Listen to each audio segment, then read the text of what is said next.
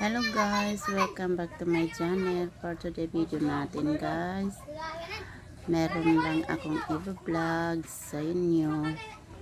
Comment below kung wala ba ito epekto, okay lang ba nagagawin ito.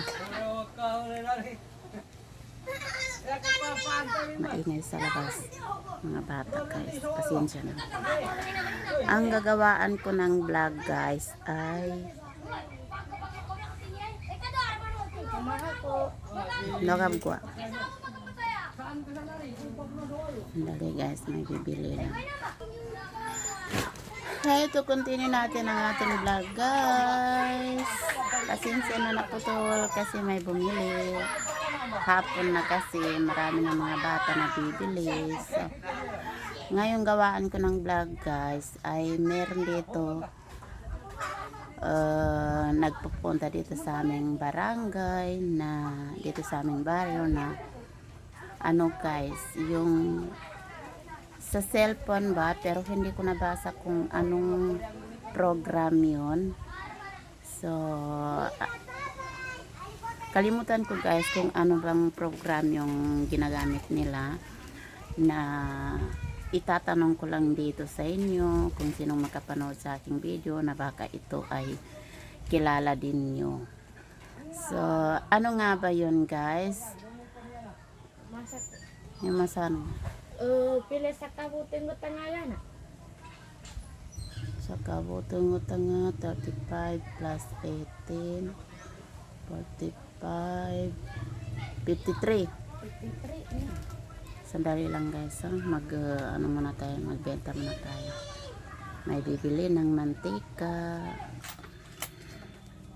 So yun guys, continue natin yung ating vlog. Pasensya na naputol kasi nga may bumili lang. So ngayon guys, yun ang isi-share ko sa inyo. Baka meron sa inyong makapanood na baka kilala niyo itong program na ginagamit nila. Kung wala ba itong epekto, ayos ba ito. So sandali lang guys, may bibili na naman. Sa kabumantayan.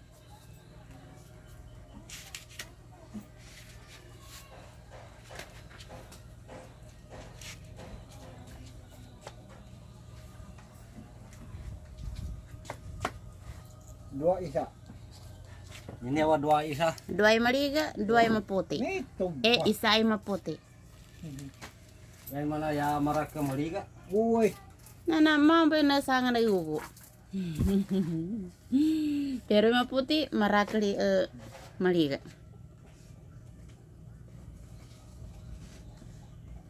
Okay. Okey. Dua isa mambu. Tapi apa pendoayan sa pasayra ka dua isa. Oh, mambu. Ay, hindi pala nakapost yung ating video guys. So yun, continue natin. Eto na. Meron pumapasok dito sa amin na may dala siyang cellphone na hindi ko masabi kung ano yun program na yun guys, kasi nakalimutan ko itanong at basahin. So yun guys, hinihingi nila yung postal ID or lisensya or national ID or passport. Yun ang tanggap doon sa program na yun, na i-enter nila bago natin yun gawin. So ano nga ba yun guys, gagawin natin doon ay ganyan guys, ipirik-pirik lang yung close open lang yung mata ng seconds, mga ewan ko kung mga 10-15 seconds yon. Tapos pag nakapasok yung pag close open natin ng mata ay meron kang makuha na 100 piso.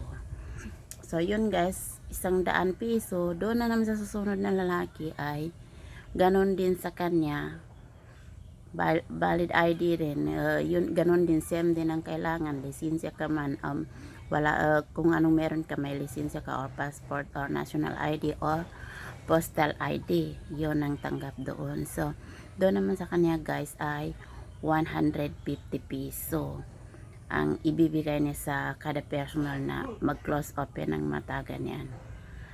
So, yun ang tanong ko guys. Kaya ginawaan ko ito ng vlog kasi hindi ko pa kilala yung program na yun. Kung wala ba yun apekto sa bandang huli. Kasi siyempre nakuha yung original na pangalan natin doon. Katulad ng national ID, lisensya o postal ID. So, yun ang tanong ko dito. Kaya ginawaan ko ng vlog kasi hindi ko pa yung kilala. So, baka kung sakali sa inyo manood dito na alam na niyo yun na nakakabuti ba yun o baka mayroon problema sa balang araw sa bandang huli. So, yun ang tanong ko dito. Comment below guys kung sino sa inyo yung nakakaalam ng ganitong program. Sa cellphone yun guys. Sa cellphone, yung pag-close open ng mata, yun.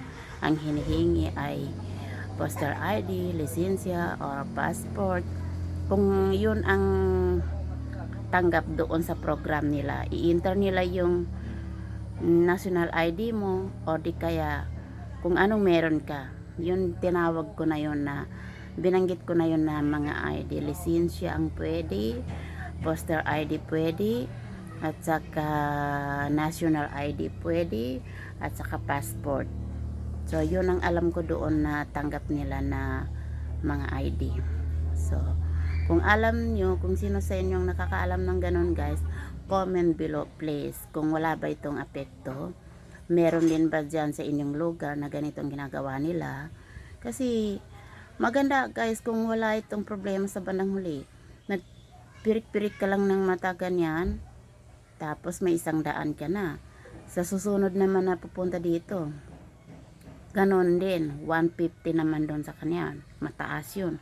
So, 24 hours doon sa 100 pisong bayad sa iyo bago mabalikan ulit yung pag-close open ng mata.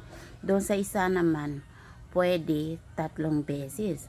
So, 3 times 150 times 3, so 450 piso yun guys. So, madali ang kuhanan ng pera yun. Yun ang problema guys.